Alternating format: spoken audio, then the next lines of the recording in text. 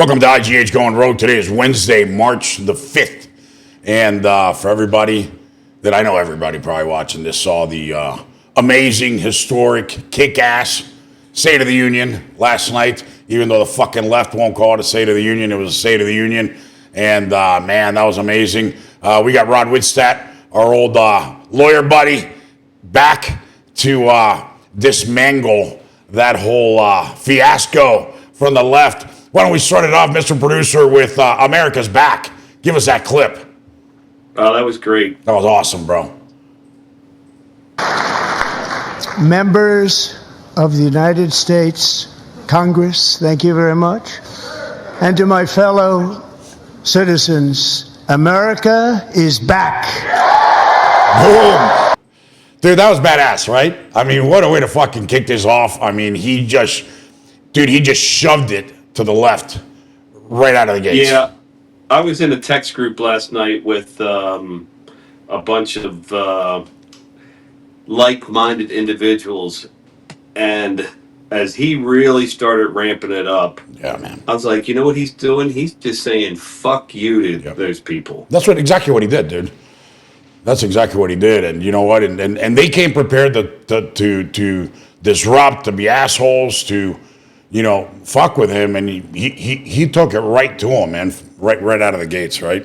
He did. Honestly, though, I don't think you know what the Democrat Party is in such disarray. You had Joaquin Jeffries, before the address telling people to chill out, and it was just they're not together. They don't have their shit together, and it was apparent last night. I mean, yeah, they all sat there stone-faced, but some of those idiots with those paddles that they were holding up. I mean, protect our veterans. I'm a veteran. What the hell are you? What does that mean? And Elon steals. Elon steals. Hey, so you're a lawyer. That's why I'm glad you brought it up. Can Elon sue them?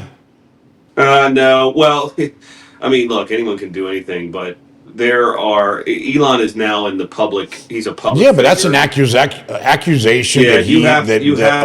You have to show actual malice when you're at that level. Like when you're at Trump's level and you're at Elon's level. Like if they would have had a paddle up that last night that said, Ivan steals. Yes, 100%.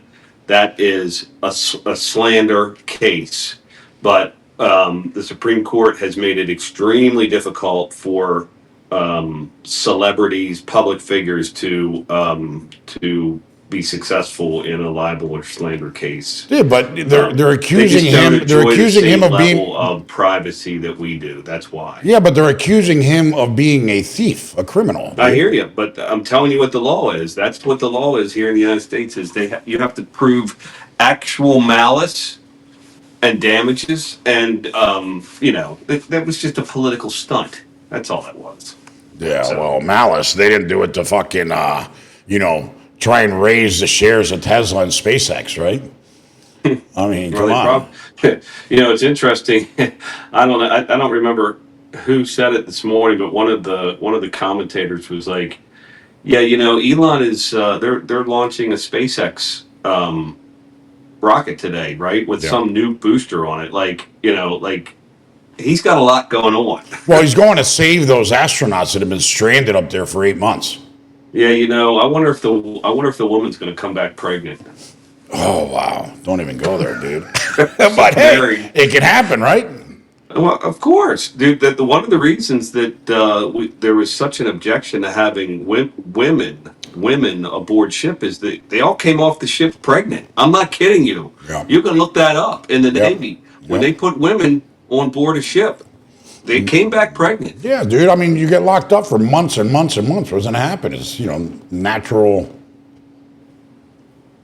I don't know what you want to call it, but, men need women, women need men. You're locked up together. I don't know, Did I ever tell you about the story I had? I just tell you, I digress for a second, but it's kind of a funny, Navy story. So I represented this sailor who had given another sailor a blowjob on board a ship while he was sleeping. And two guys? No. The victim testified. He goes, He goes, yeah, I was laying in my rack and I started having, a sex dream about my wife, and I put my hand kind of down there and I felt like a beard. And I realized it wasn't my wife, it was Petty Officer so-and-so. And then the prosecutor said, well, what did you do next? He goes, well, I let him finish. And then I beat the shit out of him. So it was 2 guys. Yeah, 2 guys. Holy shit, dude. Oh, that goes on all the time. All the time. Well, yeah, that's what they say about the Navy, right? You guys have a special bond between you, Yeah, I guess. you sailors. I think I told you once, there's the case. It's called, the case is literally United States versus FAG, F-A-G. Oh, yeah. You told me about that. That was hilarious, dude. And hilarious. We were quoting it in court, and a judge said, counsel, I would have preferred if you would not use derogatory terms in my courtroom. And lawyer says, Your Honor, the case is actually United States versus FAG. And yes, it is a case on homosexual sex. That is fucked up, dude. Yeah, well, you're born with the last name of Fag. I think you're destined to be gay. Well, it can't be it can't be real helpful. Hey, Mr. Producer, why don't you show us that Al Green clip so our Navy JAG friend here can go off the handle, please, about decorum. Mr. Green, take your seat. Take your seat, sir. Take your seat. Finding that members continue to engage in willful and concerted disruption of proper decorum, the chair now directs the Sergeant at Arms to restore order. Remove this gentleman from the chamber.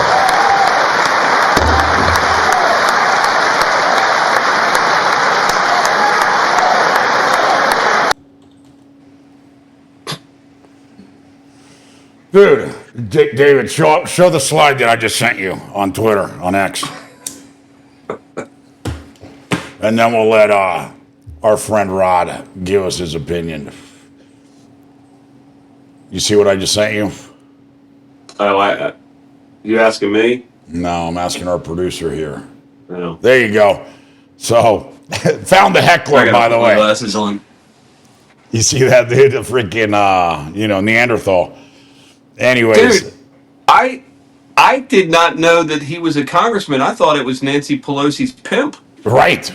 Dude, that dude was heinous looking, right? I mean, with that Holy cane, did he have a pair of platform shoes on it with goldfish in the heels? Dude, I mean, that dude looked like a pimp, right? You ever see that movie, I'm Gonna Get You, Sucker? Yeah. I mean, that's what that guy looked like last night. Dude, but was that a fucking awesome moment? Is Sergeant at Either Arms... that or a Klingon from Star Trek. Yes. But, good job for the speaker. Yeah, Mike Johnson is a solid guy. Yeah.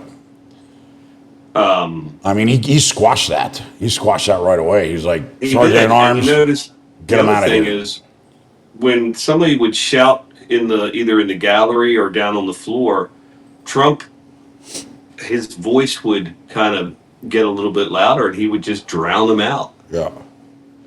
Well, there was also that part right before that we didn't show, but everybody started screaming, USA, USA, USA.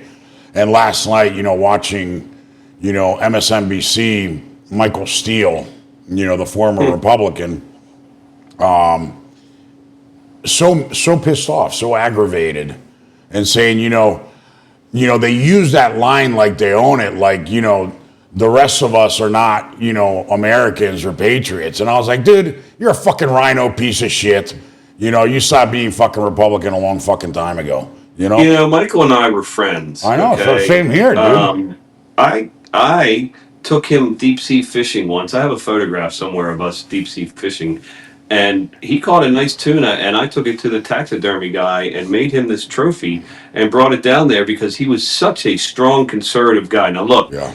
I remember we got into a question once. Michael Steele actually was in the seminary. He almost became a Roman Catholic priest. And I don't know how we got on this topic once, but we were talking about, the right to life. Yeah. And Michael told me that he was against the death penalty. And I was like, really? And he goes, yeah, Rod, when you are truly pro-life, I take it all the way to the end. I wonder if he still feels like that. Like he's not a Republican anymore. No. And I don't know what he is. I really don't know what he is. He's got a chip on his shoulder. You know, it's interesting. He's so dismissive of our side. Well, when he ran for lieutenant governor, he was down at Morgan State College, which is a historically black university here in Baltimore. Yeah. And he was debating, I don't remember who he was debating. Oh, it was it was Bobby Kennedy's sister. Oh, wow. Kathleen Kennedy Townsend. Yeah.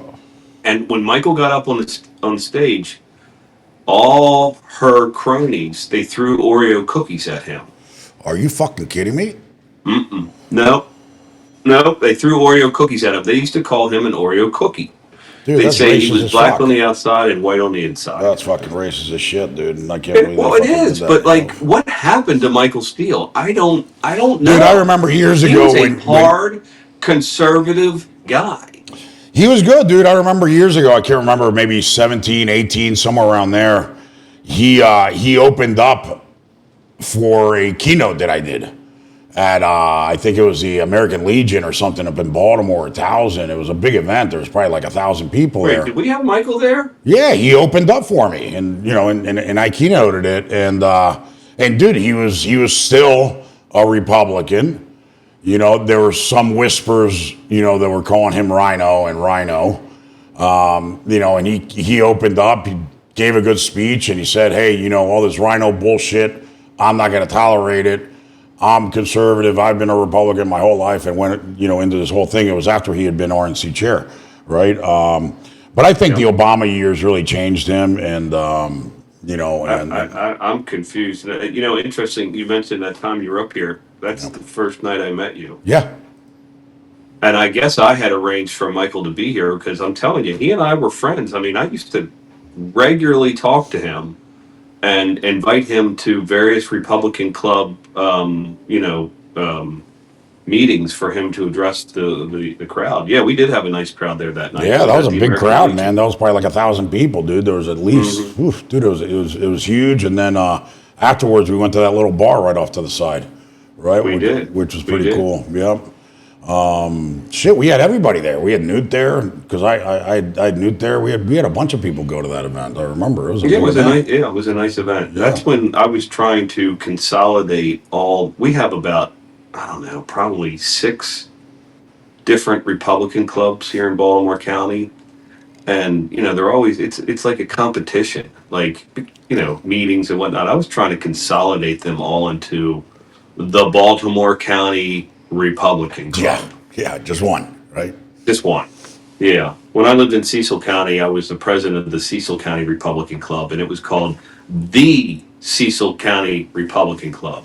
Yeah, they should do it like they do here. They just call them executive committees and be done. You know, I don't know why they don't do that. They should just follow the Florida model.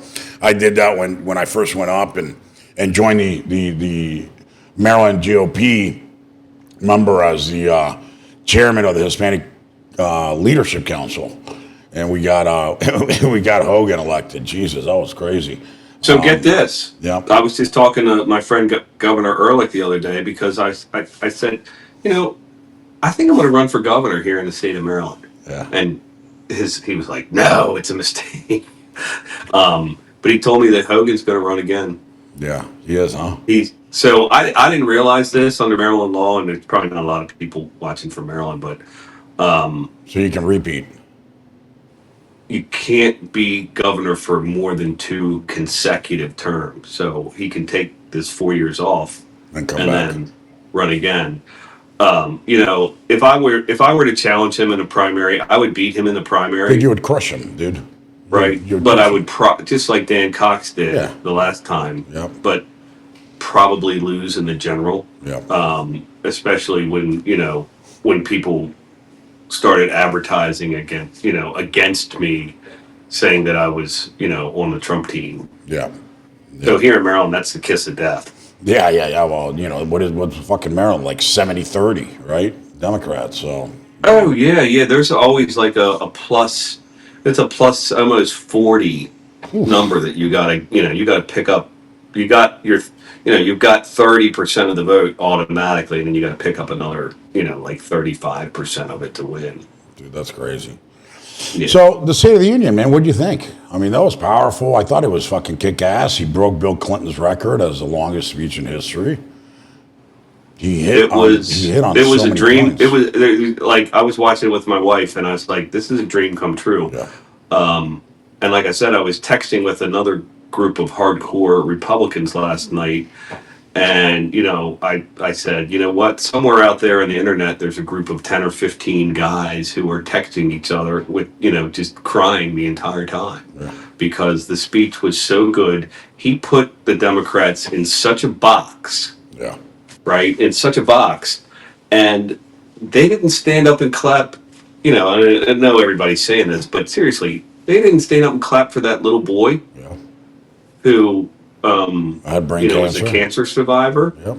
They didn't clap for that. Dude, that was a beautiful just moment. All on record last week for voting against the bill, to keep men out of women's sports. I mean, he has put them in such a little box that they can't get out of. And they stood there all stern-faced, as he really just clarified to the American people this new Republican Party that he's the leader of.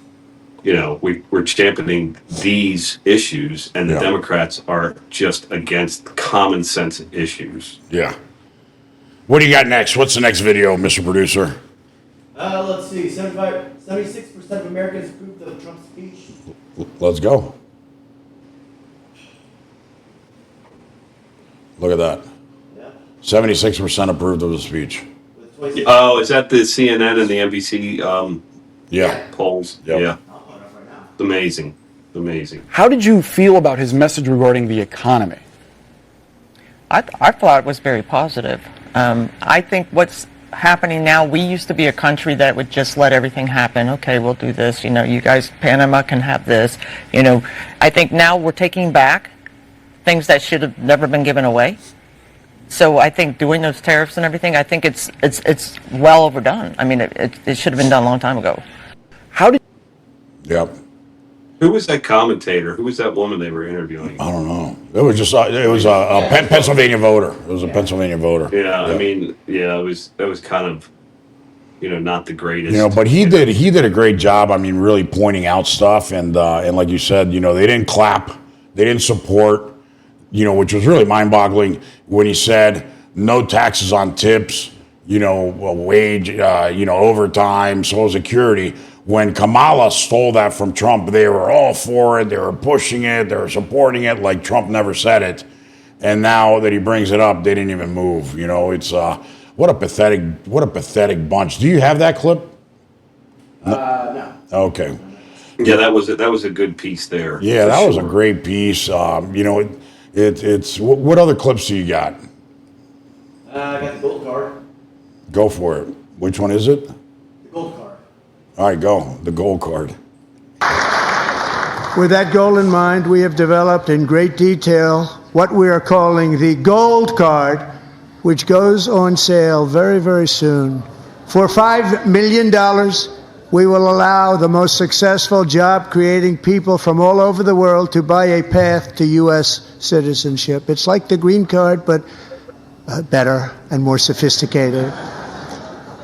And these people will have to pay tax in our country. They won't have to pay tax from where they came. The money that they've made, you wouldn't want to do that, but they have to pay tax, create jobs. They'll also be taking people out of colleges and paying for them so that we can keep them. That's good. Yeah, I mean, I think that's huge, Rod. I mean, it goes from, my taking... only criticism of that is that $5 million is not enough money. Yeah. What he should do is, again, revamp the EB-5 program. Yeah. There's two levels, EB-5 investor. And I think when Biden became president, he reduced them back to where they were before. When Trump was in, I want to say it was $750,000 for the lower level and $1 million for the upper level. Yeah. And when Trump was in, it was like $1 million for the lower level and 1.5 for the upper level. Don't quote me on those numbers, but what he ought to do is, and the upper and lower numbers, by the way, were whether or not you were in a rural or an urban area. Okay, so if you were in an urban area, it was the higher dollar amount. And it was the EB-5 program is a great program. It's been in existence for a long time. It's for high net worth investors to come into the United States. They have to deposit that whatever that's funds in, and then they have to create jobs. Yeah. They actually have to create jobs, and it's a really interesting calculation that they use to figure it out. It goes so far as down to like, let's suppose the EB-5 investors coming in, you pool them together, you pool, 20, 40, 50 EB-5 investors together, and you build like a Red Roof Inn, type of motel or hotel. And when they look at the job creation, they even take it down as far as, the guy who's going to be filling the soda machines in the hotel. You get like The whole productive chain. Yeah. The whole for production chain, 1/5 of a full-time job there. So but what I'm saying is maybe what we ought to do is use that $5 million mark as the high level on the EB-5. And if you want to do this gold card, I mean, look, there are Chinese, capitalist people who are in China who are capitalists. They want to get the hell out. Yeah. They're afraid that China is going to move on Taiwan. Right. And if that happens, the United States, they're going to do the same thing that we did with Russia when they moved on Ukraine, is we froze a lot of assets. Yeah. There's a lot of people in China who want to come to the United States, and $5 million to them, that's like $500 to you or I. Like, Yeah. it's I mean, we'd have to look at the details, but I can imagine if you're paying, he's not saying you got to invest $5 million. You got to pay the U.S. government $5 million. So that goes straight into the Treasury. And I'm pretty sure there's going to be conditions that they got to invest, God, 10, 15, 20, $25 million or something. So it'll be different. Let's see what the details are, but I think it's a good start. It is. I mean, it's a great name for it too, the gold card. Yeah, because look, you go away from this. Let's take every freaking asylum seeker, which they're not really asylum seekers. They're, economic refugees, and coming here to this country. And I've said it a bunch of times, not to be disparaging to anybody because, it's a sad reality. There are a lot of poor people around the world, including here, that are just seeking ways to improve their family and their life, and they're desperate, right? So they're taking that 1,000-kilometer trek with all the dangers involved to try and get here, to try and do something, improve their family. But that's America can't take everybody. We can't take the world's problems, and in absorbing people that can barely speak their own language, they probably can't read or write their own language, is a hell of a fucking absorption. Taking that kind of illiteracy and that kind of, that many people that don't have, a higher education or something, is hard. So taking people that can Trump said contribute. last night the number's 21 million. Yeah. I mean, Yeah. is that gosh, 21 million. Good Lord. Yeah, dude, and it's all people like that. I mean, what you want is exactly what Trump is saying, is we want people that are highly educated, that have network. Absolutely. They're going to come here, create jobs, and make a direct impact on the economy. This whole racist bullshit that the left throws is who's going to fucking clean our houses and who's going to clean our bathrooms. Is the biggest bunch of bullshit. Because a lot of the illegals are not doing that. They're doing anything but that. Sure, there's a segment that'll probably be working in housekeeping and house cleanings and in agro, but the vast majority are in construction. They're doing working in restaurants. They're taking jobs, dude, that would normally be for kids. I remember before we moved from Florida up to DC back in 2014. David was a senior in high school, and I remember him trying to find a job in high school. Like me and you, when we went to high school, you would get a job. I worked at a gas station. People worked at pizza places. Whatever. What kids did in high school jobs, work at the mall, get a job at the mall. Here in Miami, they couldn't get jobs because all those jobs were filled by grown ass fucking men and women, in their 30s and 40s. They were either here illegally or somehow got papers or fake papers or something, but they were holding all these entry level jobs, dude. And, it's fucked up, dude. We heard a list of, abuses that USAID had paid out. And, I think I told you that I did some pro bono legal work for it turns out to be it's an NGO that was funded by USAID, so I could learn, the immigration law, how it works here in the United States. These NGOs, you talk about these people are claiming asylum. It's because the lawyers over on the Mexican side, right, that the NGOs send down there are telling people, what it is that you need to say when you're apprehended at the border. Right. They're giving them the language. Yeah, they're prepping them. We all know the reality is the reason they're coming up here is they want to get out of that country and come to America for a better life, which is great, but you got to do it legally, and lying at the port of entry that you're seeking, asylum is it's fraud. It's fraud. And, we, the American taxpayers, have been raped of our, by our own government by taking our tax money and, paying these fraudulent NGOs. Now, look, I did the legal work for free, pro bono, right? Yeah. You know damn well that money, let's say that this one NGO that I worked for pull up that email. Received $50 million for this project. Yeah. There's somebody in that NGO who's making, a very significant salary. Well, there's laws and rules around nonprofits, right? But we know from the Honorable Reverend Jesse Jackson with Rainbow Push that there are ways around it, right? He was maxed out on the base salary, but he was Well, that's running, what it is. They max them out and they bring all their friends in. Well, he was running $5 million in expenses a month, dude. Yeah. Yeah, well, look, foundations are these foundations, so to speak, are an easy way, for fraud because you go out and you solicit people for donations for your quote unquote foundation, right? And then you go and you hire your derelict brother, your mother who can't get a job anywhere, and they pay them significant salaries in these foundations. Yeah. That's why they're called nonprofits. The reason they're called nonprofits because they're top heavy on the executive side. Right. Yeah.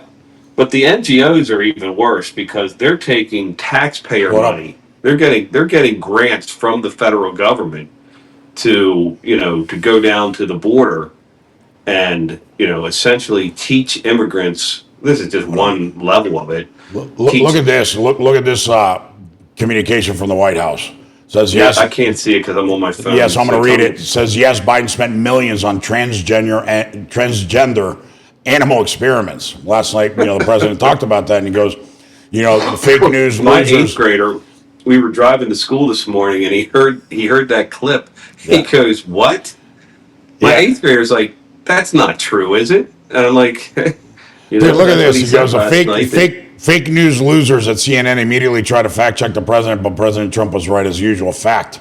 Here we go. Right, and he goes, 455,000, a mouse model to test the effects of gender-affirming hormone therapy on HIV vaccine-induced immune responses.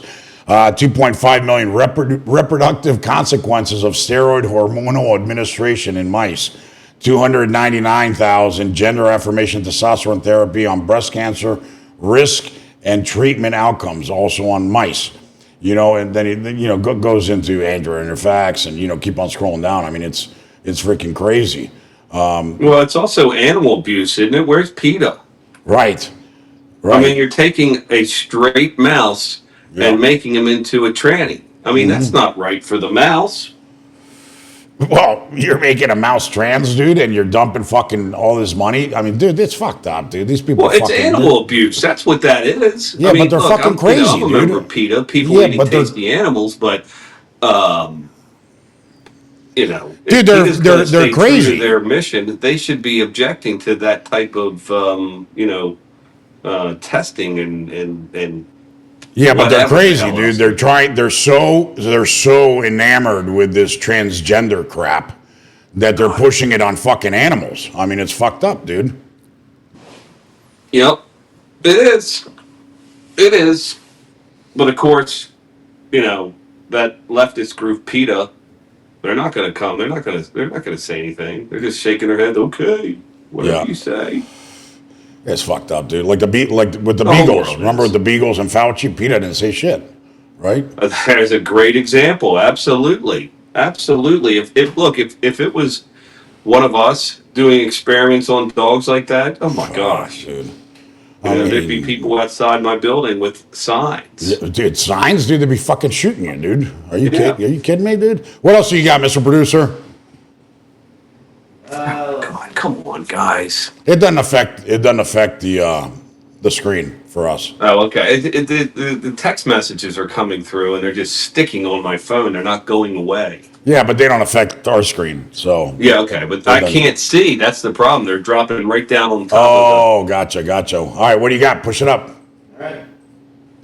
Many more have been found out and exposed and swiftly terminated by a group of very intelligent, mostly young people, headed up by Elon, and we appreciate it. We found hundreds of billions of dollars of fraud.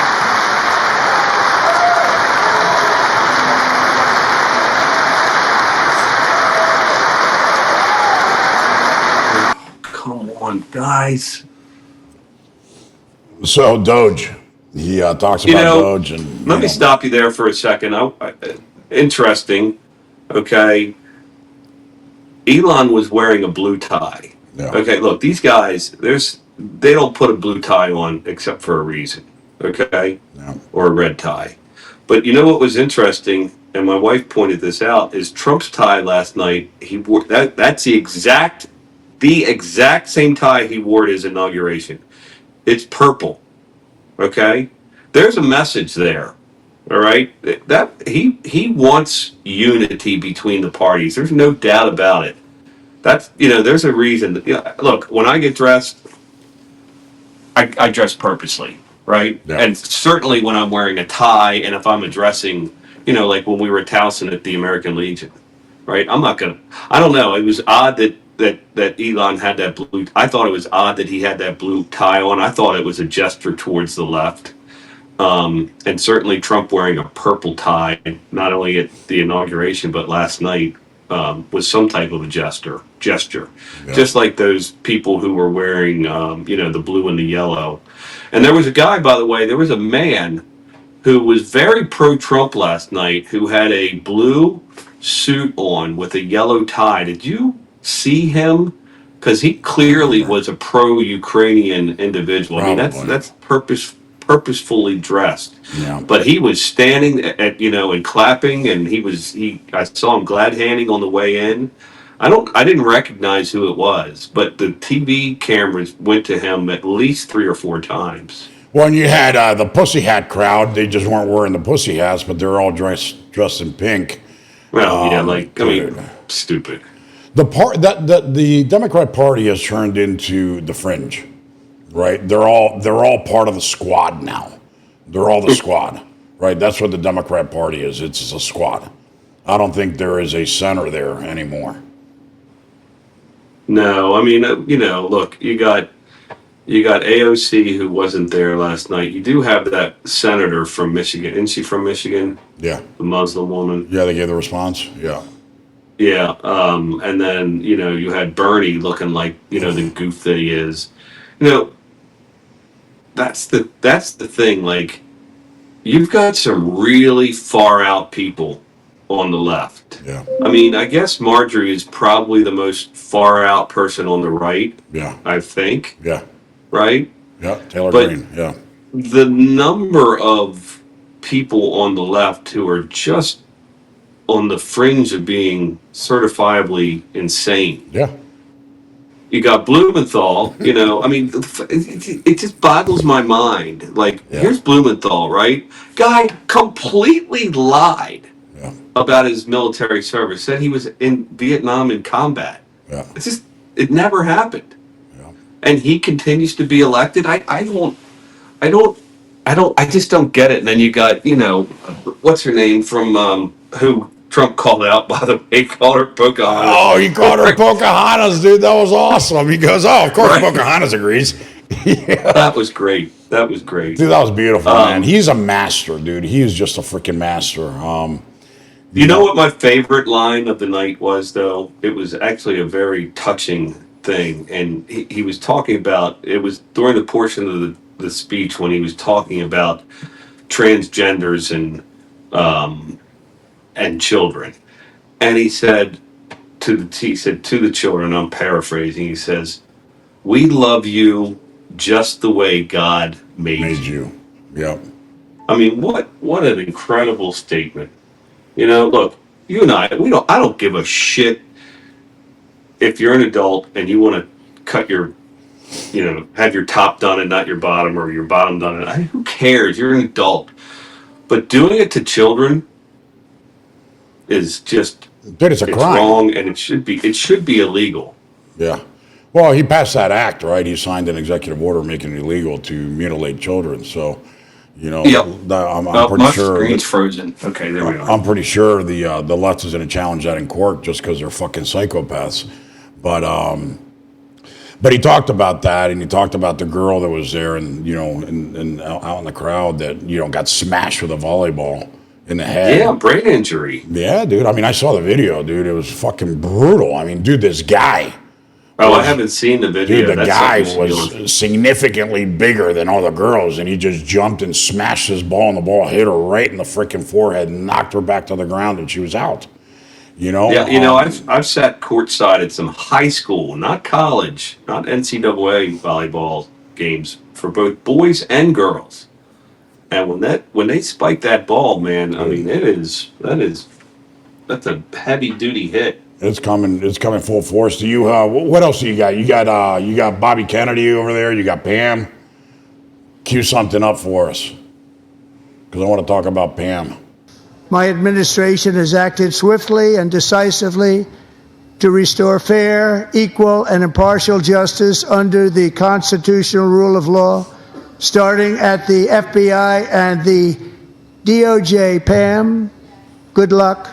Cash, wherever you may be, good luck. Good luck. Pam Bondi. Good luck. So important. Going to do a great job. Cash, thank you. Thank you, Cash. Well, I'm surprised nobody said that was a Heil Hitler, salute when he went like that. Oh, I know. As soon as he did that, I said, "Oh my God, they're going to start with that." I know. I was like, oh fuck, here we go It's again. such nonsense. Yeah. I mean, seriously.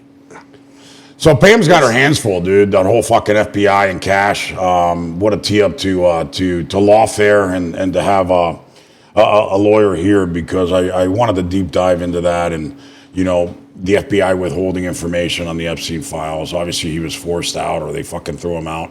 Southern District in New York. Yeah, SDNY. Yeah, dude. Elon said it very well on Joe Rogan's podcast last week. He goes, she's going into this company or organization where everybody is against her. That's going to be tough to clean up, Rod. It is. It is. Those people in the DOJ, they are supposed to be nonpartisan. But it hasn't been, right? Well, dude, look, when I went into the Navy, we were told we had to be nonpartisan, and I get in there and I'm like, okay, this is insane. I couldn't believe how bad it was. And, I'm sure it's the same, unfortunately, with a lot, not all of, the attorneys in the DOJ. There's just too many partisan people. That is not your job. If you want to take that job, you've got to be nonpartisan. But how does she clean that up, dude? I mean, can she just actively fire everybody? I don't know. I've asked her to hire me and let me root them out. Okay? Yeah, I hear you. I mean, seriously. I hear you. They've got to be, those folks have to be exposed and let go. And just let go.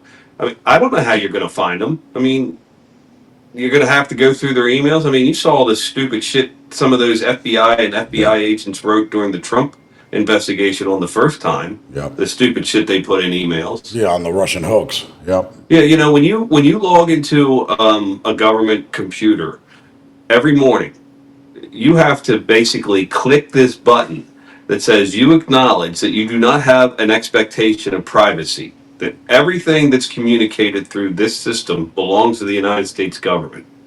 And you acknowledge that you have no expectation of privacy, which means that the government can look at your email at any time.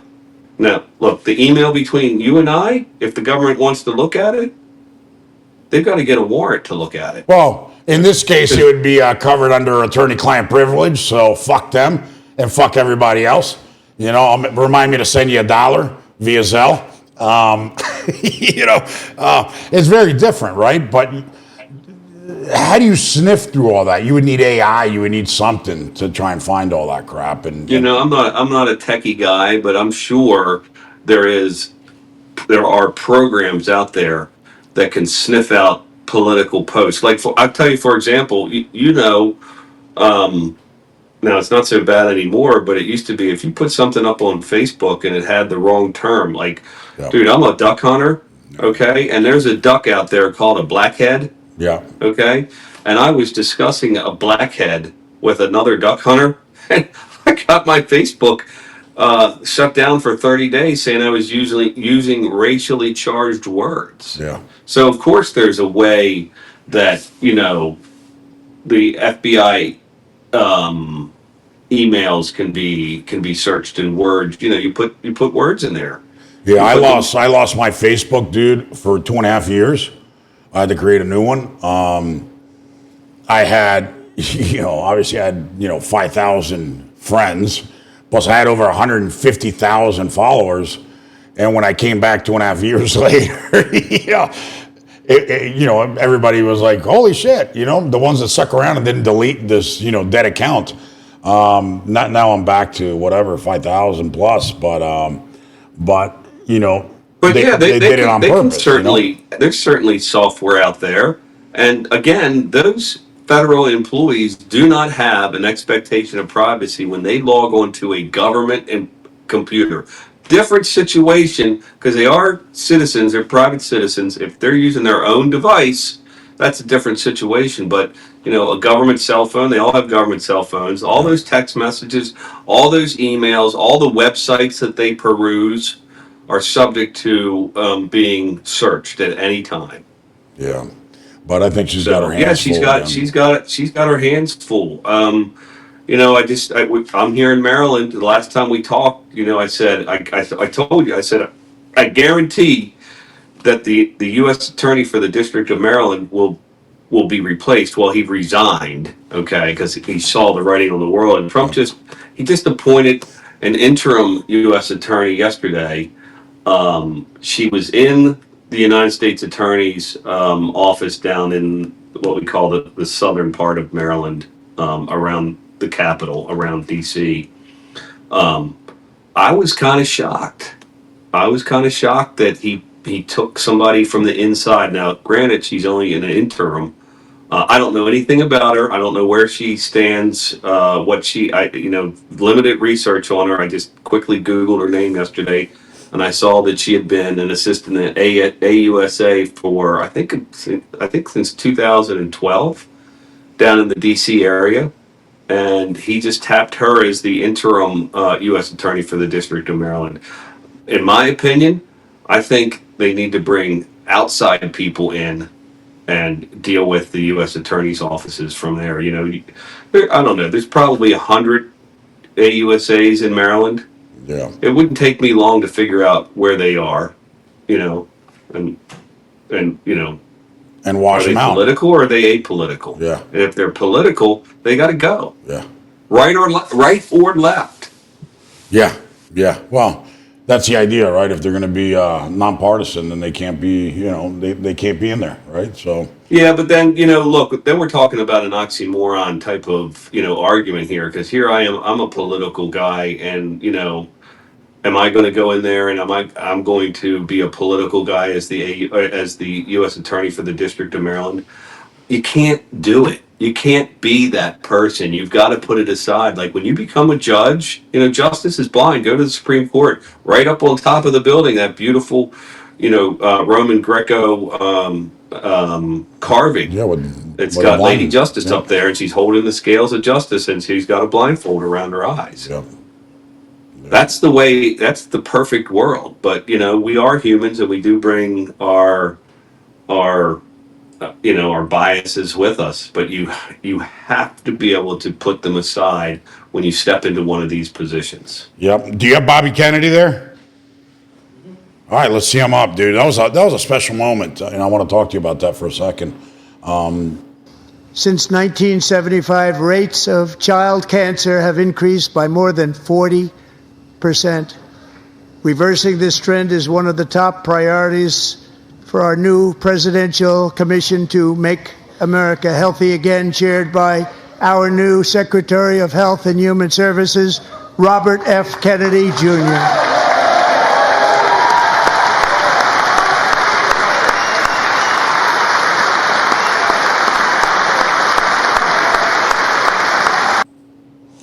You could tell, dude, that was an emotional moment for him. The son of RFK, the nephew of President John F. Kennedy, and nobody on the Democrat side fucking clapped. The way they treated him, banned him, blocked him from primarying fucking Joe Biden was disgusting. You missed the part that I wanted to really catch, which when he talked about the toxins in food and all this shit, and he said, not too long ago, the rate of autism was 1 in 10,000 children, and today it's 1 in 36. Terrible. Dude, that's fucked up as shit. There is something going on that is very fucking evil. And I know a lot of people fucking want to blame vaccines.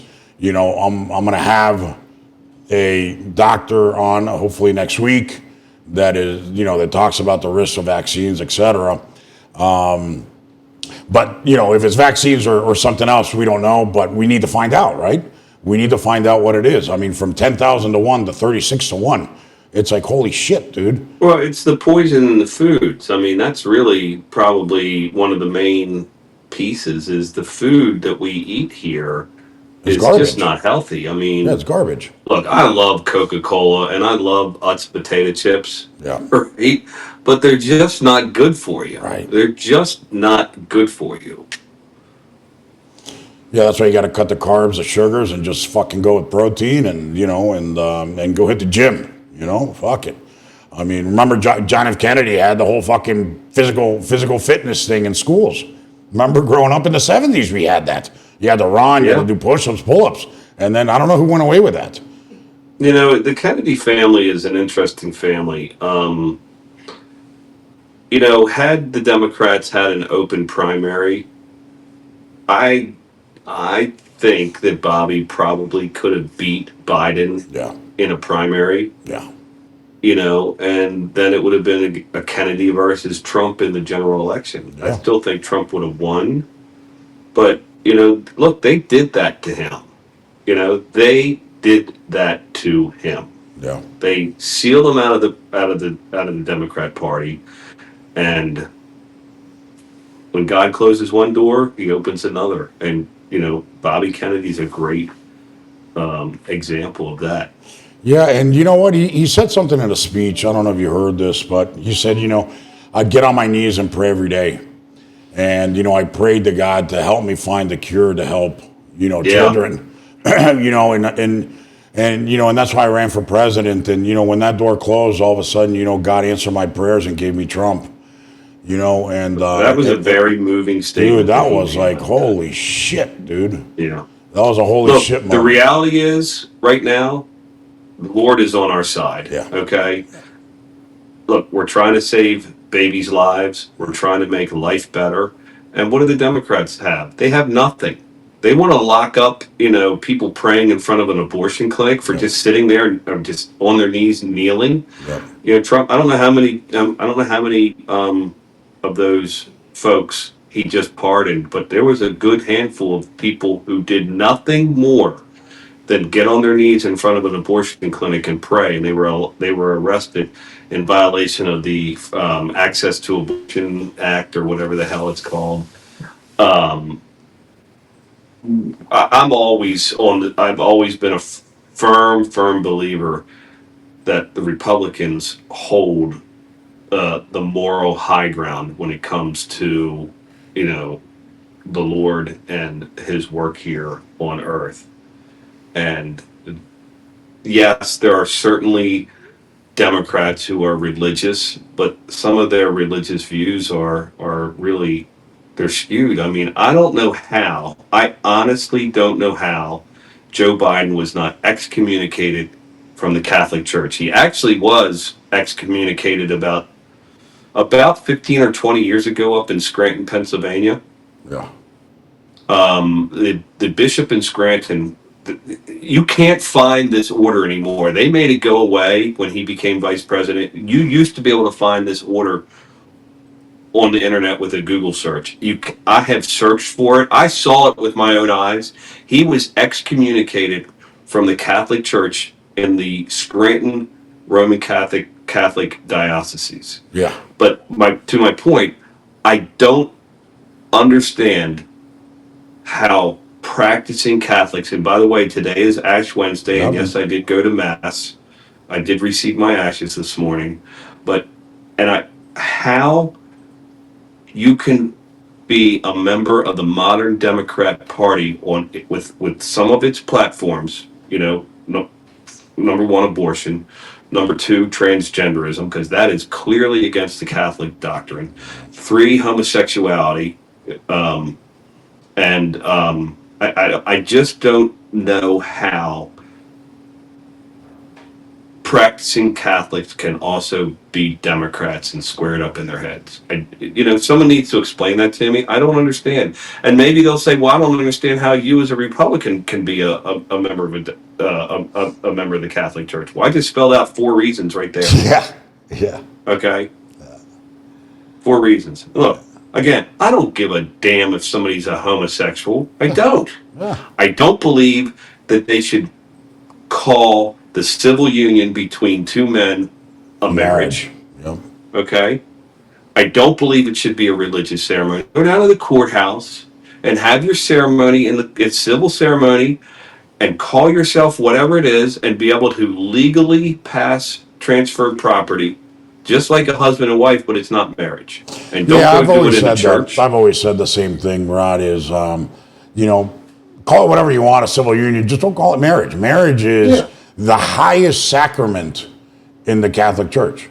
Next to holy orders. It's at the same level as priesthood. It is the exact same level of priesthood. Well, it's a vocation. That's course, absolutely right.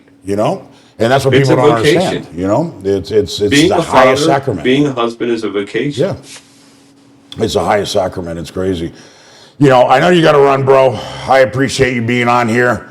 We got to get you back. We still haven't hit the entertaining part of the decoys, the ducks, the history, Civil War. You have so much stuff about the Civil War that I'd love to cover with you. Just one day, let's talk about the Civil War.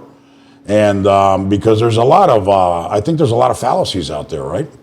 Well, there are. I mean, it's interesting, it's so hard to explain just real quickly, the parties, it was the Democrat Party who were the slave owners, okay? The Democrats were the founders of the Ku Klux Klan. It was in my lifetime, I'm a member of the West Virginia Bar, okay? And what courthouse was I sworn into? The Robert C. Byrd Federal Courthouse in Charleston, West Virginia. And I'm sitting there as I'm walking in that building, and I'm thinking, this motherfucker was the Grand Wizard of the Ku Klux Klan, and here is a federal courthouse named after him, and they're concerned about Arlington National Cemetery, where the reconciliation monument between the North and the South was to be removed. I think it's on hold now that Trump is in office. But, they're worried about bases being called Fort Benning. Yeah. And you've got the Robert C. Byrd Federal Courthouse. Yeah. The guy wore a fucking hood and burned crosses. Yeah. He was a Grand Wizard, dude. He was a fucking Grand Wizard. That's the shit that is insane, dude. And let's do that, dude. Let's pick a date. Let's go through this historic stuff of the Civil War. You're so prepared. You know so much about it, and I think it's fair for everybody to really hear it unfiltered, and sure, and make this happen. Rod, it's always a pleasure to see you, man. Peace out, brother. Yeah, man, I'm going to be up there in a couple of weeks, so, you got to get your ass down to D.C., and we got to have some cocktails. Okay. I got to wait a couple of weeks for it to warm up, of course. Yeah, it's cold up here right now. It's cold and rainy today, too. Sucks. Jeez. All right. Anyways, all right, pal. I appreciate you. See you guys. All right, take care. All right, guys, we're going to be right back with our next guest.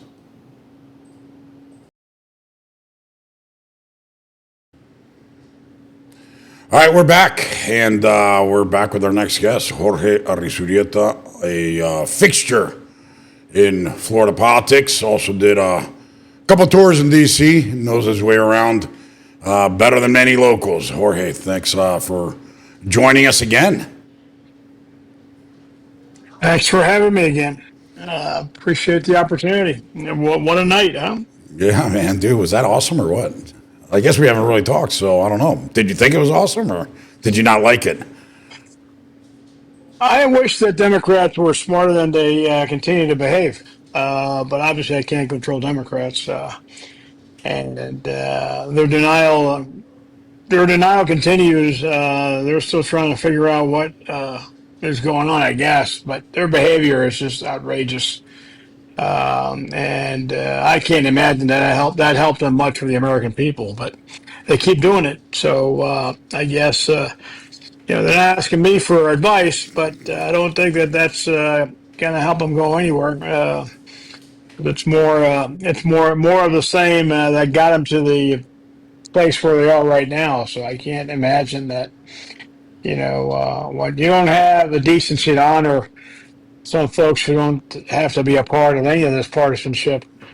Not to mention, kids and sick folks and other families who've been victims of regretful activity, and they don't even bother to applaud, stand up, provide any courtesy. I think they're in trouble. But hey. That's their problem, I guess. That's not our issue. Bring me back. Look, Sky wants to say hello. Hello, Sky. Hey, what's going on, Sky? Look, there's likes Jorge. The camera, huh? Oh, he wants to talk. She wants to talk into the mic. Yeah. That's funny. Yeah, I don't know, bro. I mean, you had Stephen A. Smith, right, on The View. And, he crushed, what's his name, Joey Behar and Whoopi. Because they're like, oh, no, he didn't really, it wasn't a mandate. He barely won by like 1% or some shit like that. And didn't get over 50%. And you said, what are you talking about? When you look at it, the amount of people in New York or California or whatever, there you go. But he's the first president to win the popular vote on the Republican side in 20 years, since Bush did it in 2004. He won all those swing states, won the majority of all the states. Every single congressional district moved an average of 84% to the right. How is that not a mandate, and how did he not kick the crap out of the Democrats? And you know what? They couldn't say anything. They just stayed silent. And that, in a nutshell, is what it is, The amount of times I've had conversations with people about, okay, I don't know how much you want to analyze this, but let's just do some real simple math. Yeah. The states that were swing states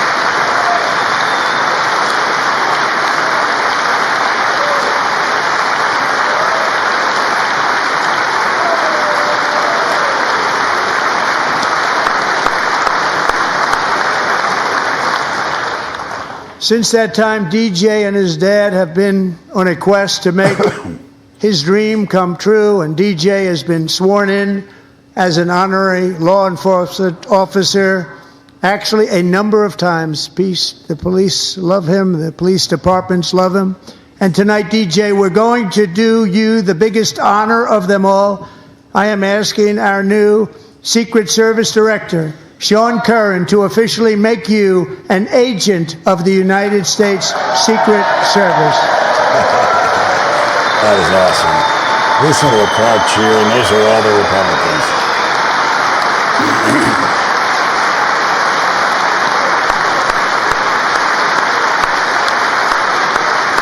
Look at that.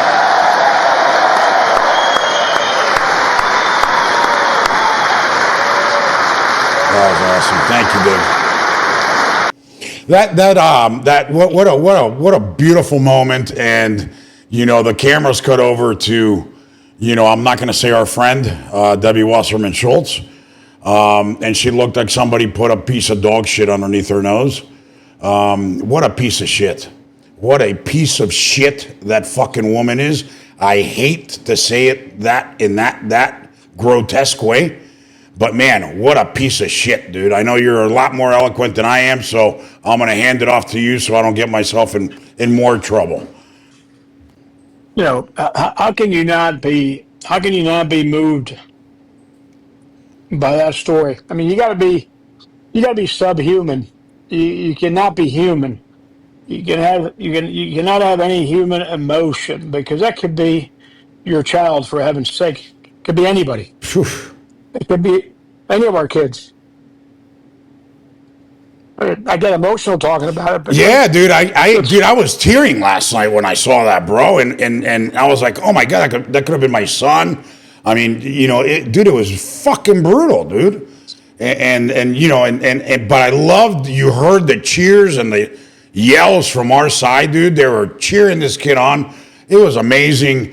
But this, you know, when the camera broke to Debbie and the others, I was like, wow, bro, I just can't imagine.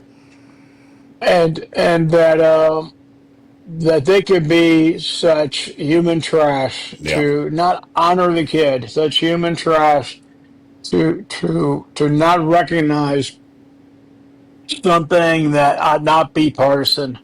Because the fact the kid's alive is a miracle of God. So let's just start by that. Yeah.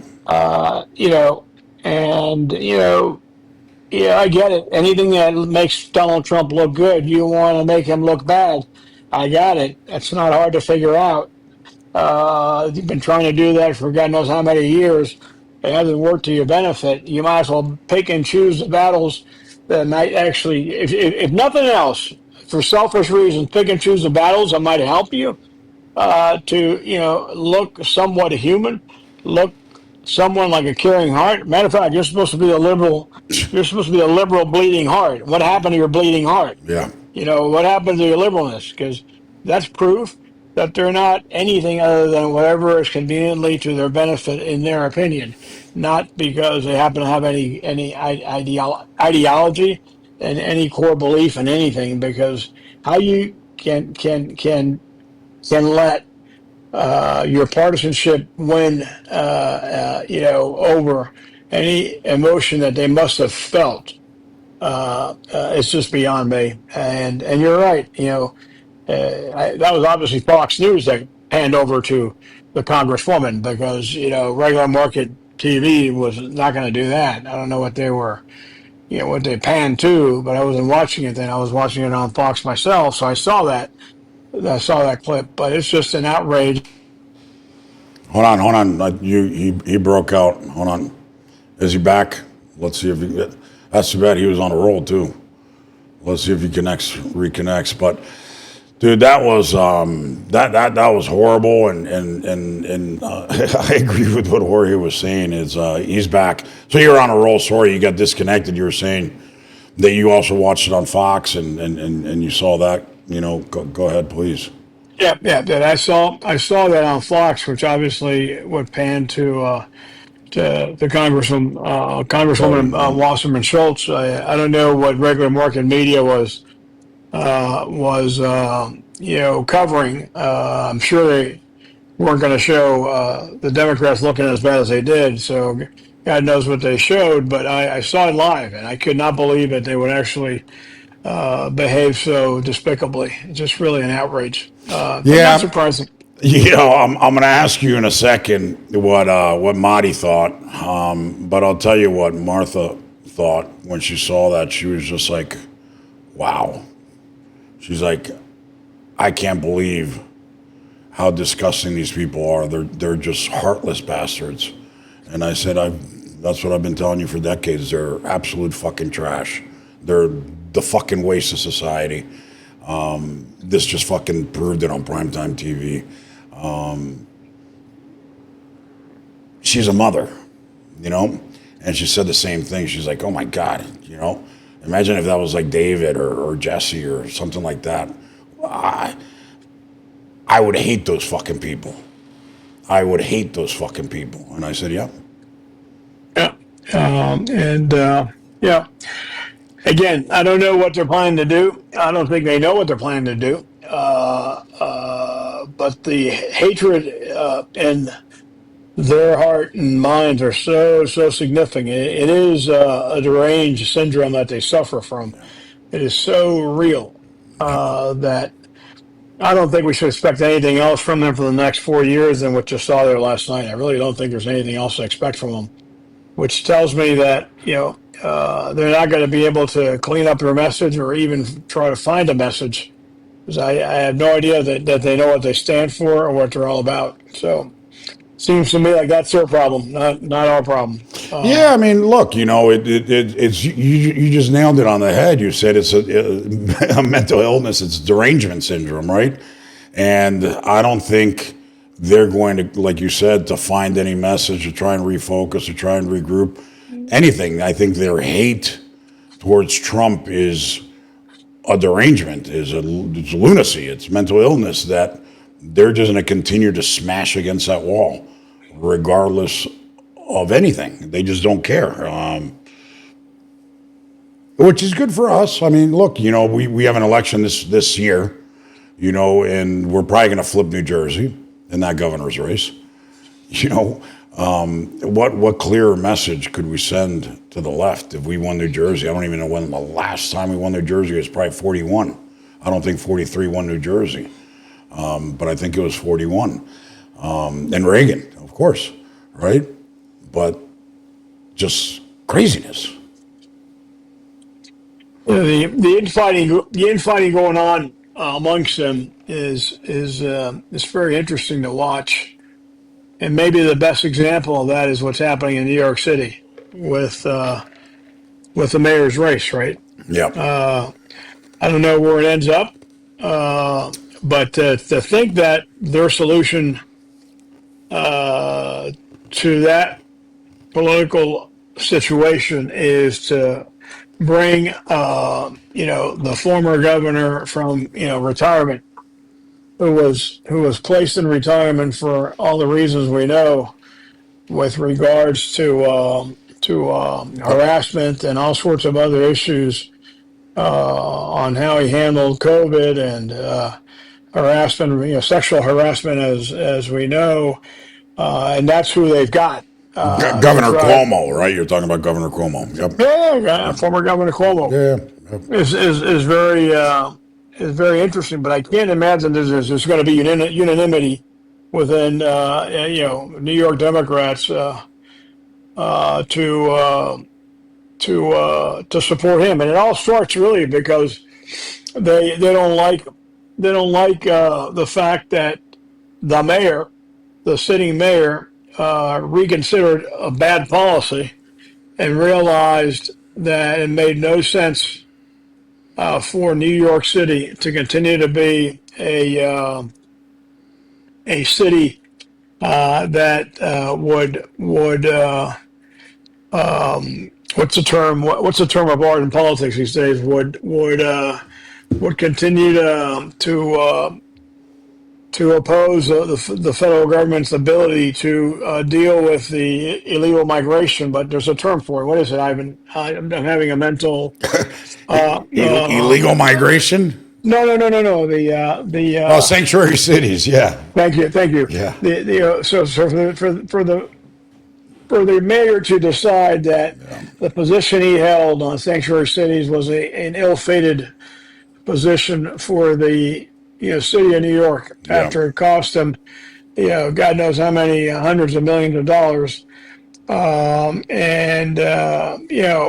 course, there's other innuendos in there. The other innuendos is that, his charges were dropped and all this other stuff. But the bottom line is, it all starts and ends with the fact that they didn't like that he pulled away from the sanctuary city designation for the city to oppose the federal government, that he sold out, which, in politics, the best thing you can ever do when you make a mistake is admit it and move on. Yeah. And fix it.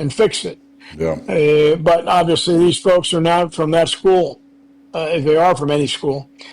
It'll be interesting to see how Democrats react to the governor and to the former governor. So I got to assume there's probably going to be other candidates. I don't think it's going to be just limited to him. But the fact that that's the candidate that's coming out trying to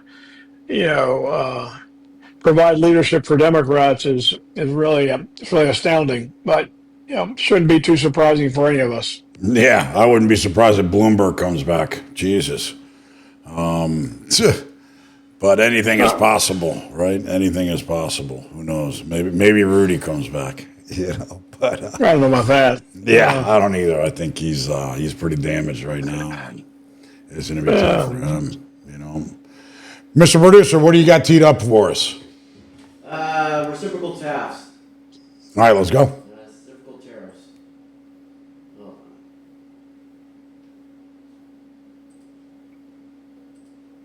April 2nd, reciprocal tariffs kick in. And whatever they tariff us, other countries, we will tariff them. That's reciprocal, back and forth. Whatever they tax us, we will tax them. If they do non-monetary tariffs to keep us out of their market, then we will do non-monetary barriers to keep them out of our market. There's a lot of that, too. They don't even allow us in their market.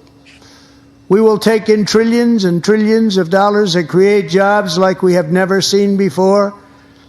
I did it with China and I did it with others, and the Biden administration couldn't do anything about it because there was so much money they couldn't do anything about it. We have been ripped off for decades by nearly every country on earth, and we will not let that happen any longer. That's an interesting position. Yeah, I would say that. How about the first reaction I can give you, Ivan, is that this was the new Republican Party, right? Yeah. Tariffs are not something that has been historically a view of the world. All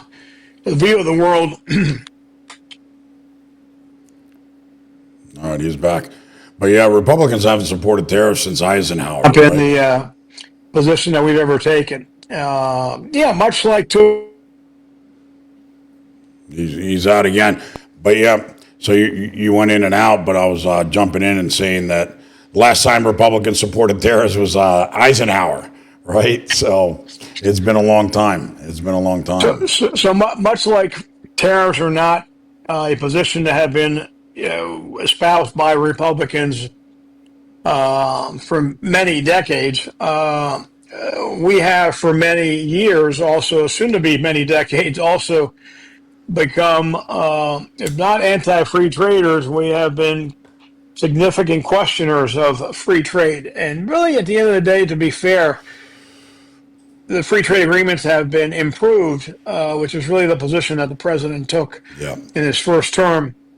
And it's fair to say that NAFTA was improved, but the rhetoric was an anti-free trade rhetoric because of the reality of the time. So I don't want to mix a complicated issue and complicate it all the more. But I just wanted to say that we have to point to the fact that political rhetoric of the times are very different for us as a party.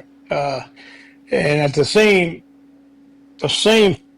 time, the election results where we've had support from labor like never seen before is something that obviously we have to credit President Trump for.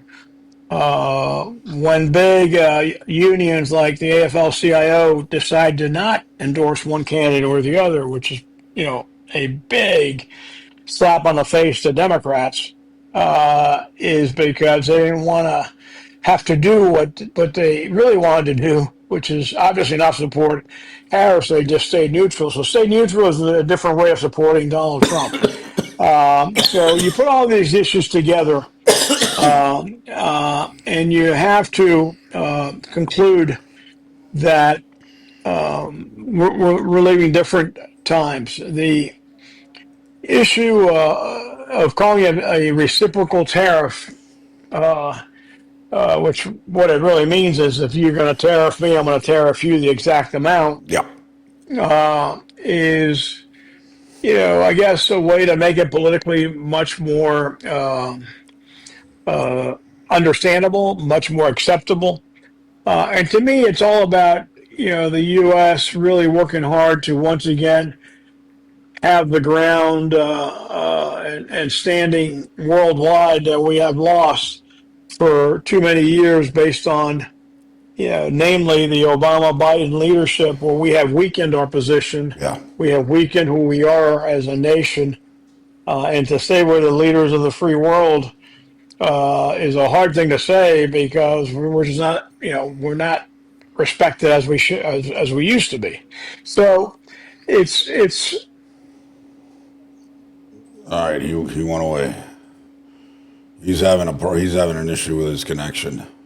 I'm back. He's back. He's back. Yep. He's back. It's one of Donald Trump's, President Trump's efforts to bring the United States back to the standing where it belongs and to get some respect worldwide, which God knows has been lacking.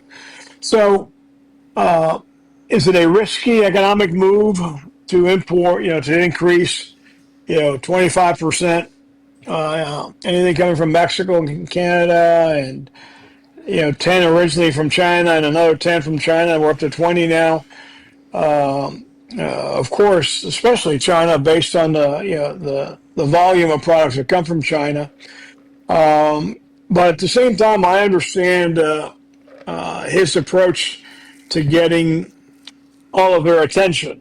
And if I were a betting person, I'd say to you that the tariffs coming from these countries are going to, eventually, sooner and later, probably change, because if it impacts us, it's going to impact them all the further.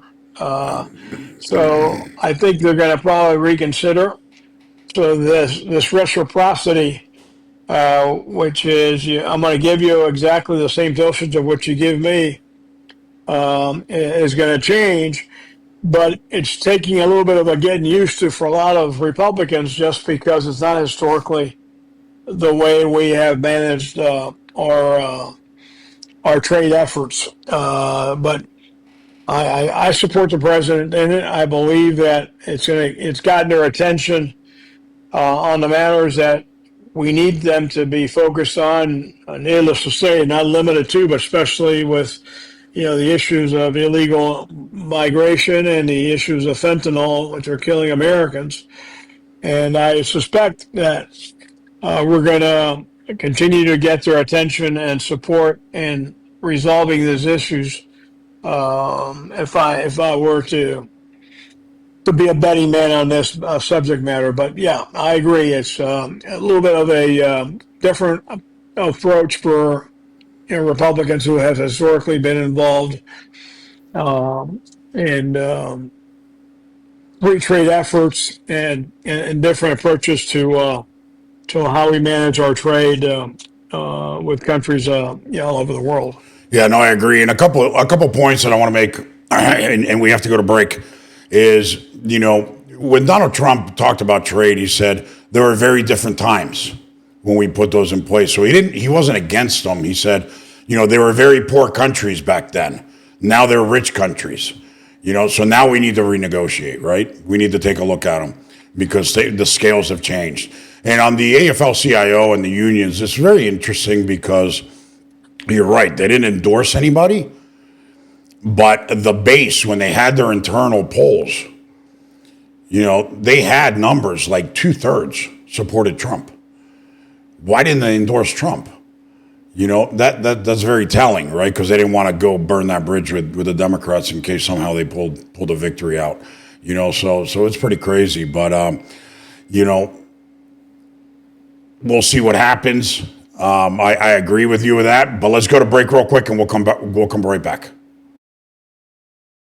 I'm excited to announce that we're having our first ever mega sale on overstock clearance and brand new products. For example, save over 50% on this season's flannel sheets. Queen size only $59.98. Kings only $69.98. They sell out fast every year, so order now. Save 20% on our brand new My Crosses. They're designed in the likeness of the one I've worn every day for over 20 years. They come in men's and women's, and they're made right here in the USA. Get our 2025 six-piece My Towel sets for only $29.98. Our initial quantities are extremely low, so get them now before they go. And our best-selling standard My Pillows, just $14.98. So go to mypillow.com or call the number on your screen. Use this promo code to take advantage of our first ever mega sale. But wait, remember that $75 free shipping rule? Well, that ship is sailed because right now, every order ships absolutely free. All right, our friend Mike Lindell. Yeah, dude, on the free trade stuff, it's remarkable. I think, look, reciprocal tariffs. We saw something that just broke, while we were doing the show, that Trump has exonerated the auto industry from the tariffs between Mexico and Canada. So that's interesting. Specifically said the automakers have gone to him and asked for an exception. So he's granting them a 30-day exception, not a lot. They've also committed to moving plants and start building cars here.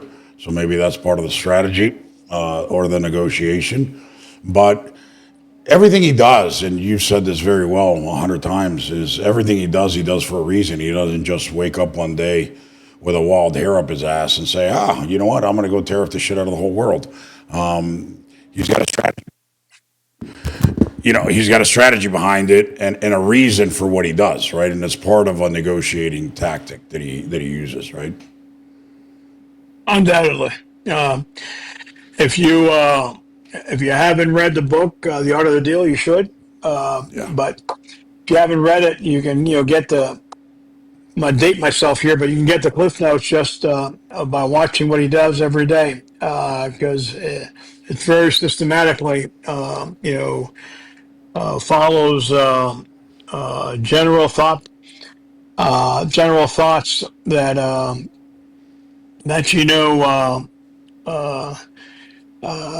at the end of the day, relate to some basic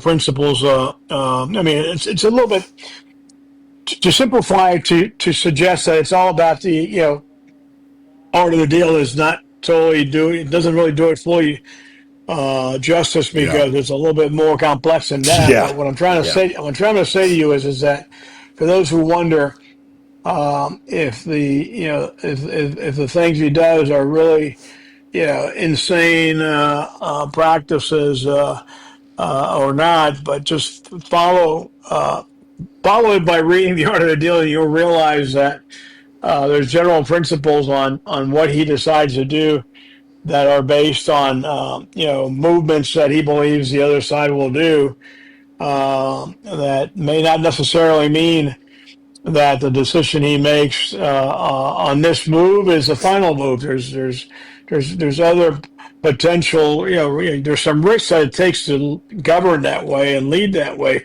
You got to have obviously leadership skills and courage, which we know he lacks none. Yeah. But it's really an impressive way of doing things because it really it really has.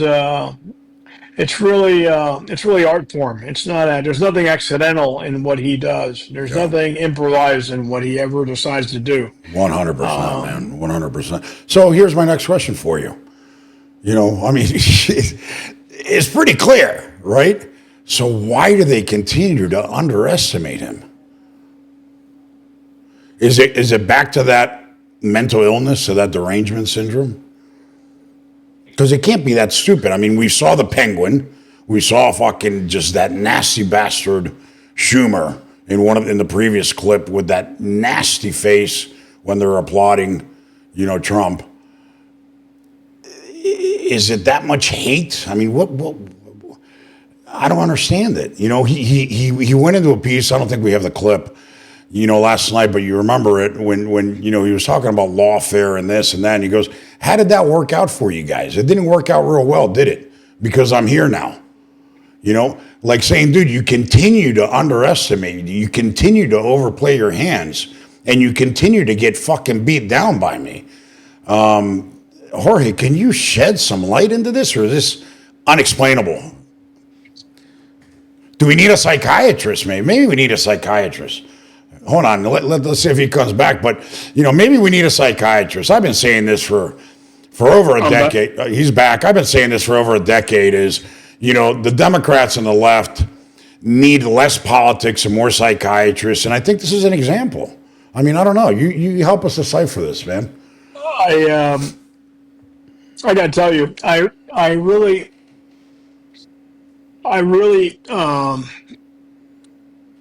yes. Is there something to do here with the derangement? Of course it is. You got to think. Yeah. You got to think. Yeah. But quite frankly, you would think that after losing the way they lost, they would have quick. He's having a hard time with that connection for some reason. I'm sorry. I'm using my phone rather than my laptop, and every time my call comes in, that's what happens. Gotcha. So maybe we can. I think if you put it on airplane mode, right? No, you can't put it on airplane mode. Put on do not disturb. There you go. If you put on do not disturb, it'll do that. But go ahead. So what I was trying to say to you is simply that I don't comprehend how 100 days into this nothing's changed, because you'd think they'd have enough time by now to figure this out. I don't comprehend how 100 days into this, the same practices would continues to be utilized, which is the protest and the calling him names and the signs being pulled up in a State of the Union, which is an embarrassment that a member of Congress That's never happened. That's never happened before, right, Jorge? You've been following politics. You're a little bit older than I am. We've been following politics for a long, long time, since we were teens. You've never seen this type of shit at a State of the Union, never. Not at a State of the Union speech. I've never seen that. And if you look at it, what they did was really the stupidest thing they can do, because all you have to do is replace the sign with another sign, which is what's been going on in social media. Yeah. If you go to it, you'll see that they replace the words with not so kind words about themselves. Yeah. All the memes are crazy. They're hilarious. They're hilarious. So, and you would think that would be an easy thing to rationalize if you pass your first marketing course, marketing 101, especially with the ability based on technology to just change, transpose and change photos the way it happens today. But whatever, nothing changes. It doesn't make any sense. My thought is, so what options do they have? Do they have a way to challenge him on for example, one of the things that was expected to have happened was that he promised that on day one he was going to take care of the supermarket prices, eggs and all this stuff, right? And that they were going to call the bluff on him because egg prices were higher now than they ever were under Biden's worst days. Anybody that has half a brain knows that you're not going to resolve the cost of Groceries, food yeah, in items, 50 something days, 60 days, right. Yep. Right. It takes a while. It takes a process. And I guess my point is it's when you have the bully pulpit and a megaphone of the president, it's not an easy thing to take on, obviously, especially when you're in the minority. But you gotta assume that by now, 100 days into it, they would have done some kind of market study to figure out for real, not just because Trump says this or Trump says that, but for real, where the American people are thinking, which was really the fallacy of the campaign. That campaign, they had to have known a long time before Election Day that they were going to be destroyed. They had to have known that. But what are they doing in basic, again, 101 preparation to understand where, of all people, the Democrats, who are the masters of polling, where people are. And so I'm going around in circles because I'm having trouble trying to understand how they have not, progressed from where they were when they lost and tried something new. And,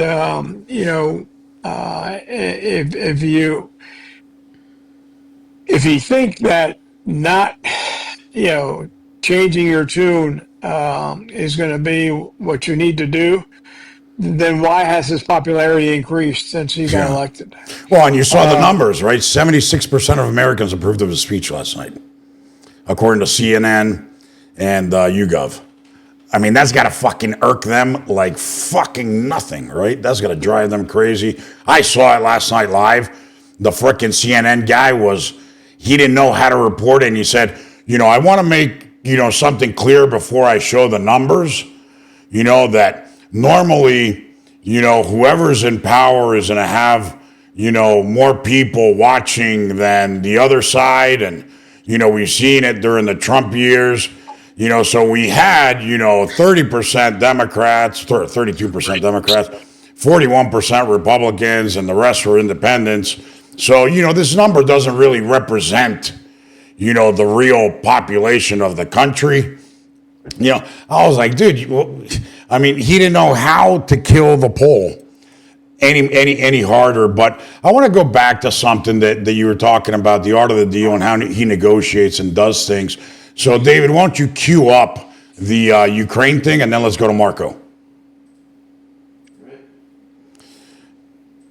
I'm also working tirelessly to end the savage conflict in Ukraine.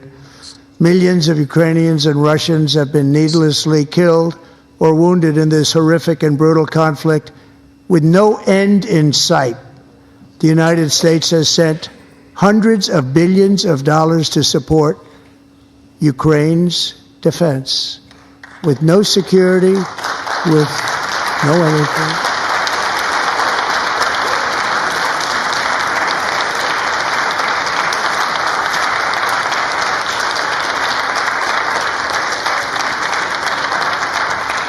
Do you want to keep it going for another 5 years? Yeah, you would say Pocahontas says yes.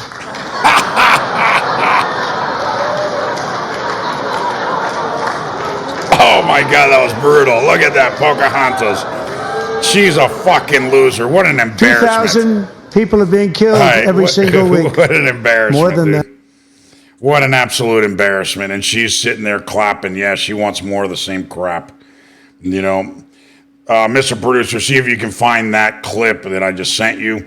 But the reason I brought that up is because everybody was screaming mayhem Friday after the Oval Office thing.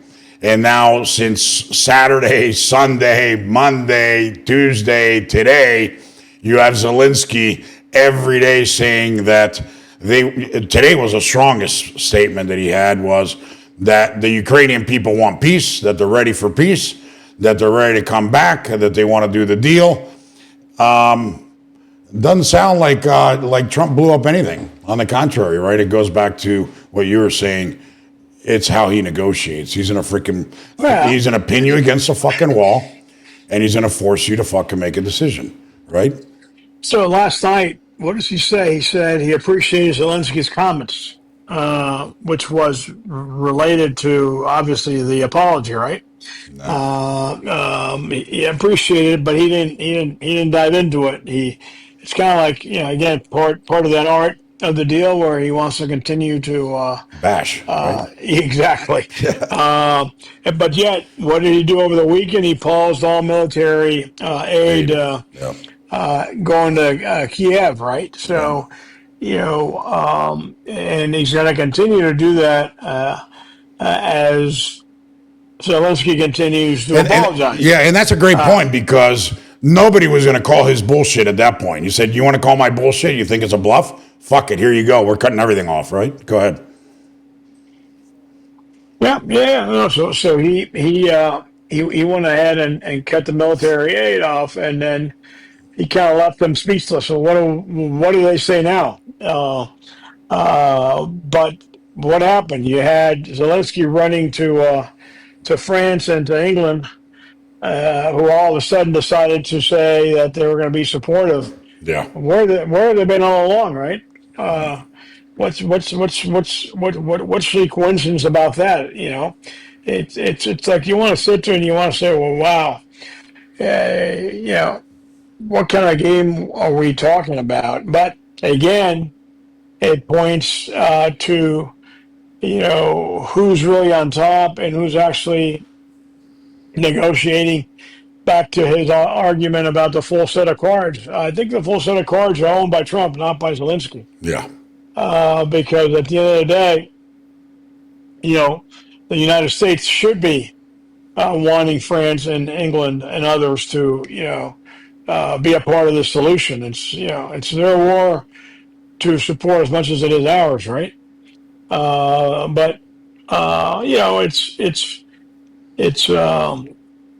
It's fascinating to watch how those things go kind of like unnoticed by regular market TV, right? It's like, it's like that. It's like it never even happened.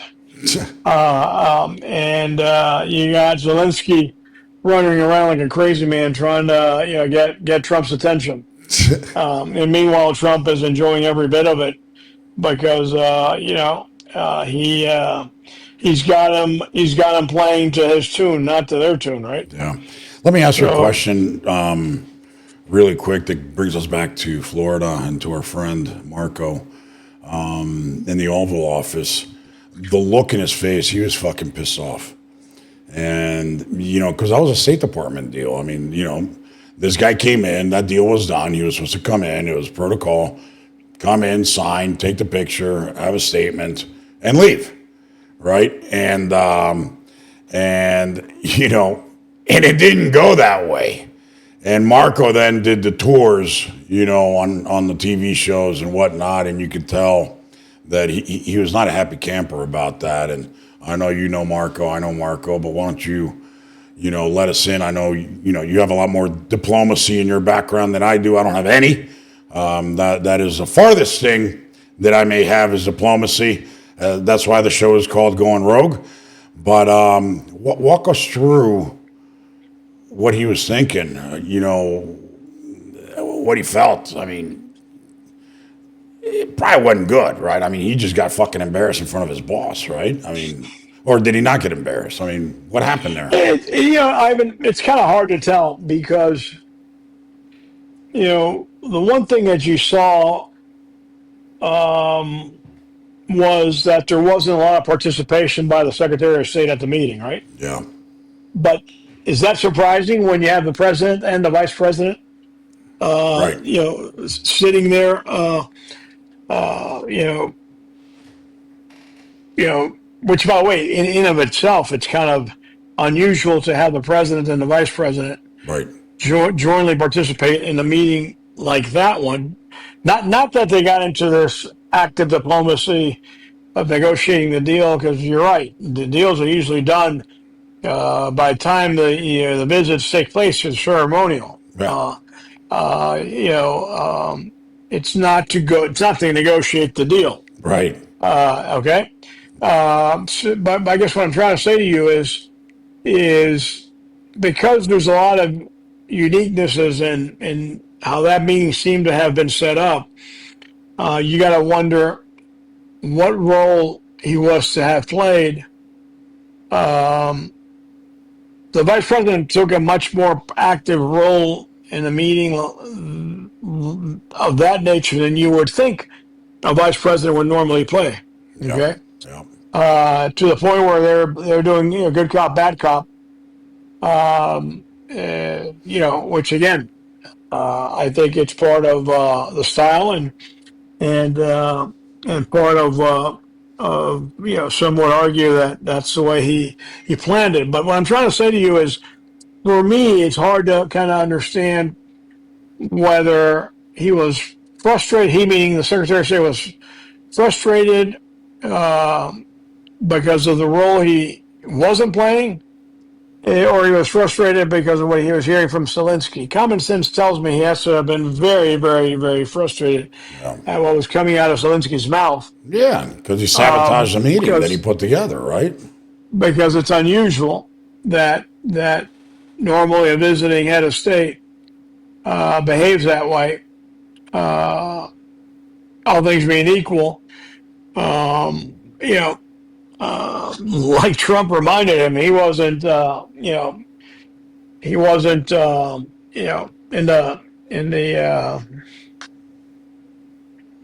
in the best winning location, if you will, from a strategic standpoint. Yeah. So the attitude was a little surprising. So he was probably very, very surprised, very, very shocked.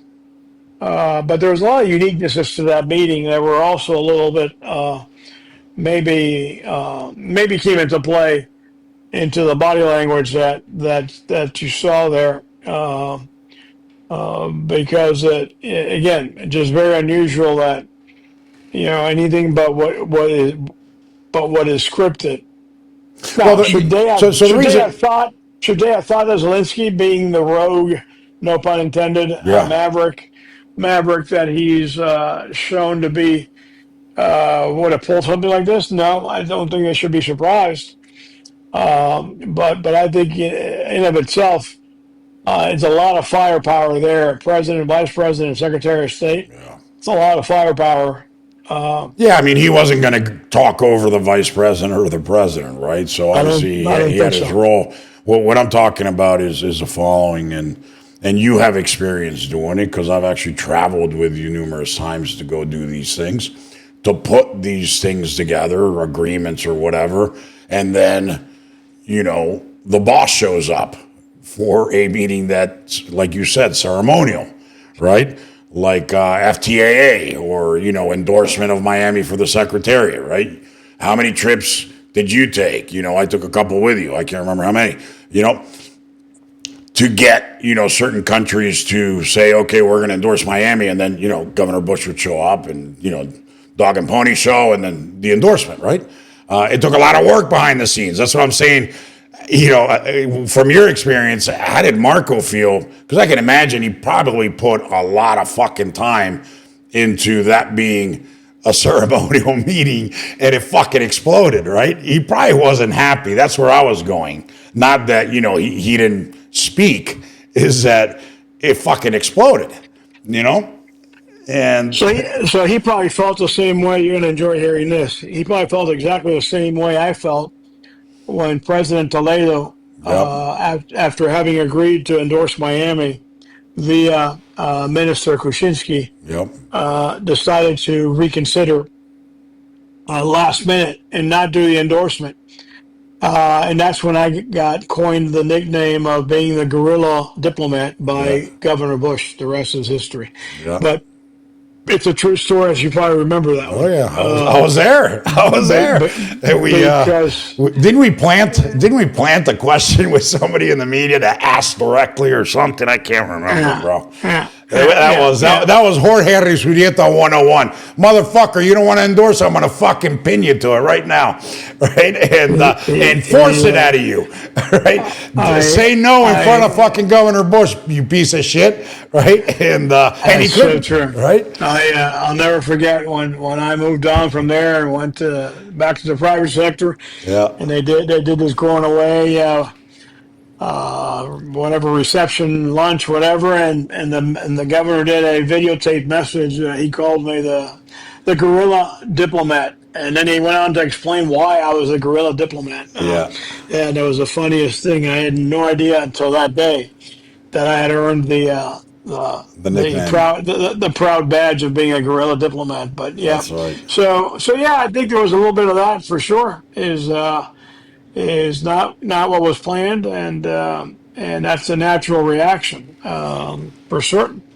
But you know, there's a lot of uniquenesses taking on in that meeting. A lot of things are and it goes back to what you were saying about, you know, that's how Trump negotiates, and people don't get it. They continue to underestimate. We're going to go to a commercial break, and we're going to be right back to continue talking about this. And we have a clip from Marco Rubio. I'm excited to announce that we're having our first ever mega sale on overstock clearance and brand new products. For example, save over 50% on this season's flannel sheets. Queen size only $59.98. Kings only $69.98. They sell out fast every year, so order now. Save 20% on our brand new My Crosses. They're designed in the likeness of the one I've worn every day for over 20 years. They come in men's and women's, and they're made right here in the USA. Get our 2025 six-piece My Towel sets for only $29.98. Our initial quantities are extremely low, so get them now before they go. And our best-selling standard My Pillows, just $14.98. So go to mypillow.com or call the number on your screen. Use this promo code to take advantage of our first ever mega sale. But wait, remember that $75 free shipping rule? Well, that ship is sailed, because right now, every order ships absolutely free. There we go. So we're back. Don't forget, promo code IGH. Promo code IGH. Get those big discounts, and let's help Mike Lindell keep kicking ass out of all the cancel culture and liberal pieces of shit. Jorge, we're back. David, why don't you run that Marco clip? Look at Jorge looking at his notes. He took copious notes last night as a good student of government affairs, of politics. Man, this guy's a political animal like very, very few. Let's run the clip. To further enhance our national security, my administration will be reclaiming the Panama Canal, and we've already started doing it.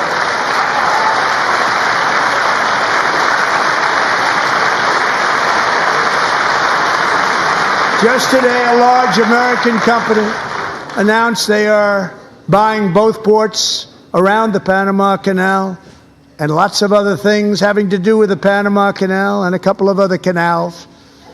The Panama Canal was built by Americans for Americans, not for others, but others could use it.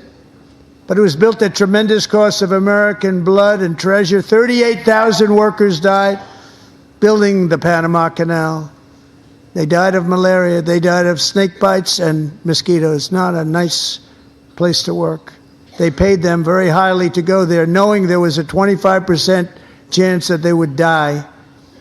The most expensive project also that was ever built in our country's history, if you bring it up to modern day costs. It was given away by the Carter administration for $1, but that agreement has been violated very severely. We didn't give it to China. We gave it to Panama, and we're taking it back.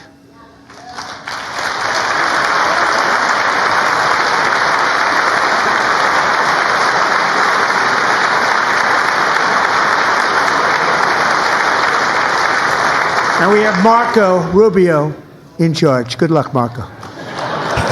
Now, we know who to blame if anything goes wrong. Ouch. Marco's Ouch. been amazing, and he's going to do a great job.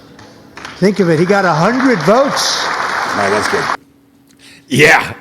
Yeah. That was that a shot across the bow, or what the hell was that? That was Trump, though. But, it was interesting that he said, a large American company bought the two ports.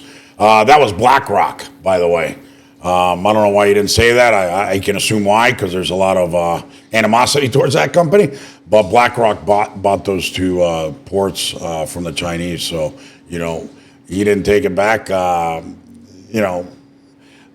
militarily. He just, had somebody go out and buy them, and now they're in U.S. control. So that's very interesting. Marco was all smiles. I think that was just a jest. He's just playing around. I think he generally likes Marco, and what I'm surprised to hear, Jorge, is when he, on the Marco thing, on the Panama thing, that he didn't touch Cuba, Venezuela, Nicaragua. Why do you think that is? Obviously, it's by design, because they take, they how they craft these things. You've been around them. Well, yeah, I'd go beyond that.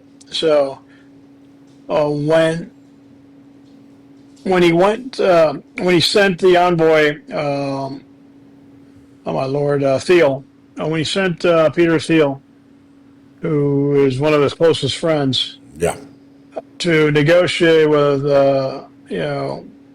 dictator Maduro, because the guy is a thug if there ever was one. And he comes back with this longtime prisoner. Actually, comes back with several, right? He comes back with several prisoners that Maduro had, and that was a big win.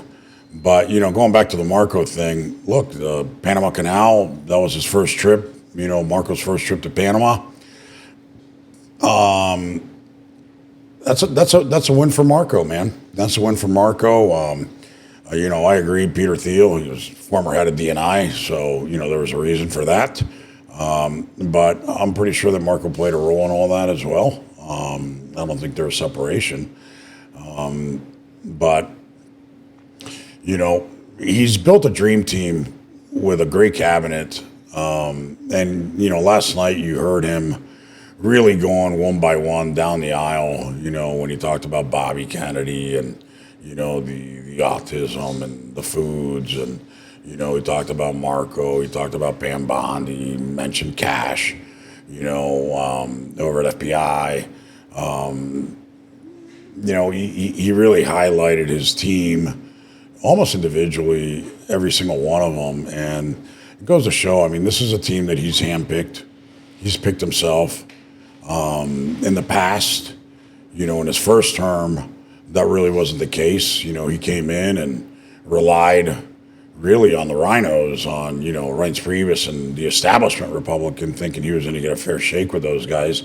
And that never happened. They betrayed him. They were in cahoots with the left. They were part of this Russian hoax. They wanted to take him out. We saw McCain, patting Schumer on the shoulder, after he killed, after he voted against killing Obamacare. And he says to Schumer, let's see him try and make America great now, or something like that.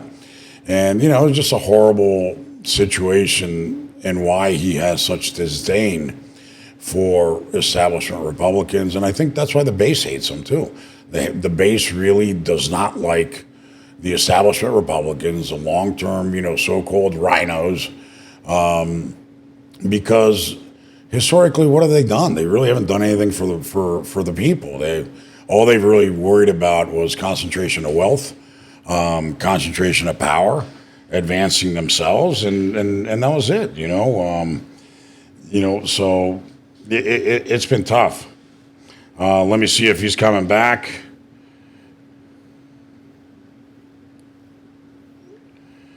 And if he's not coming back, then, that we'll call it a wrap after a couple clips. You have another clip up there, right? You have the Jocelyn clip. Yeah. All right, let's roll that. All right, let's drop it in. Much work to be done. Here tonight is a woman I have gotten to know, Alexis Nungari from Houston. Wonderful woman. Last June, Alexis's 12-year-old daughter, her precious Jocelyn, walked to a nearby convenience store. She was kidnapped, tied up, assaulted for 2 hours under a bridge, and horrifically murdered. Arrested and charged with this heinous crime are 2 illegal alien monsters from Venezuela, released into America by the last administration through their ridiculous open border. The death of this beautiful 12-year-old girl and the agony of her mother and family touched our entire nation greatly.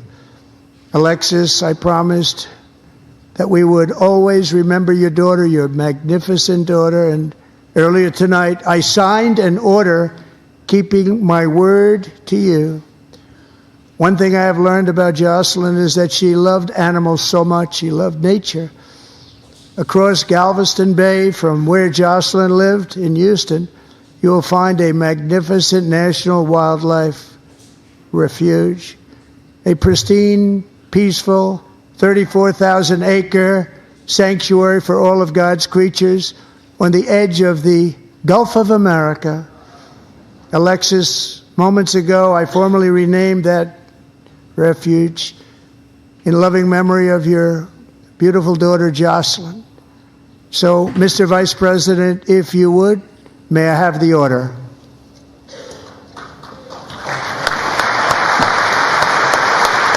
And it's showing the order. That's good, John. So, everybody saw this last night. I mean, what a beautiful gesture by the president. And, we saw the, nobody stood up from the left. Nobody got up. Nobody cared. Goes back to show that they really don't give a shit about the country. They don't give a shit about anything except their radicalized mental illness and Trump derangement syndrome. You have that clip that Jorge mentioned earlier about working together. And, that was an interesting piece because he did bring it up, and he brought it up directly speaking to the Democrats about let's come together, let's do this together. And can you put it up? So Democrats sitting before me, for just this one night, why not join us in celebrating so many incredible wins for America? For the good of our nation, let's work together and let's truly make America great again.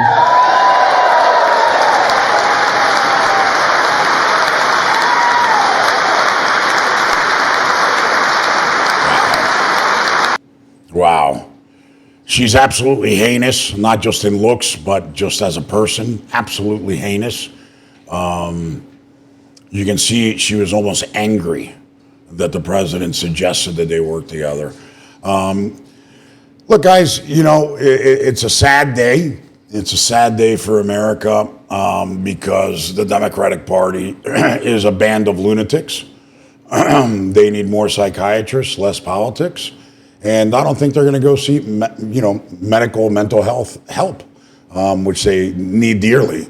And it's going to be a tough time for, I think, as long as we maintain majority, as long as we don't lose, Murkowski and Collins and, who knows who else, McConnell, we should be good.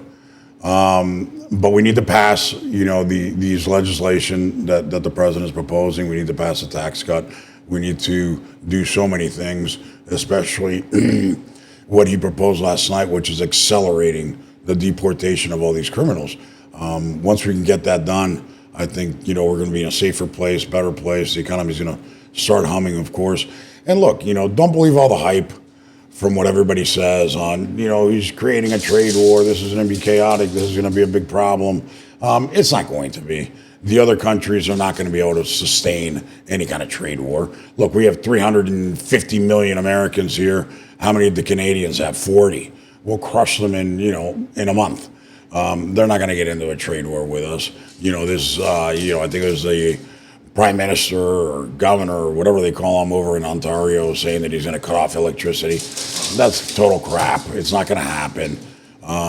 It's the left playing bullshit games and stories and trying to hype up crap. But nothing's really going to happen. But anyways, guys, hope you enjoyed it. We had a good show today. I know it was a little bit longer than most days, but we got two for one today. Hopefully, you got a lot of it. We'll see you. I think we're seeing you tomorrow because we're moving. I think we're moving Law Enforcement Fridays to tomorrow because we have the pot lobbyists on Friday to come and talk to us about what in the hell is going on in D.C. Are they going to get not lobbying? Are they going to get marijuana legalized? I don't know. I mean, is that good? Is that bad? What does it mean? Let's hear them out, and we can have our own debate about that and see how it goes. So, we might move Law Enforcement Fridays to tomorrow, or we're probably going to do 2 podcasts on Friday. So there you go. We'll see you. If not tomorrow, we'll see you Friday. Take care.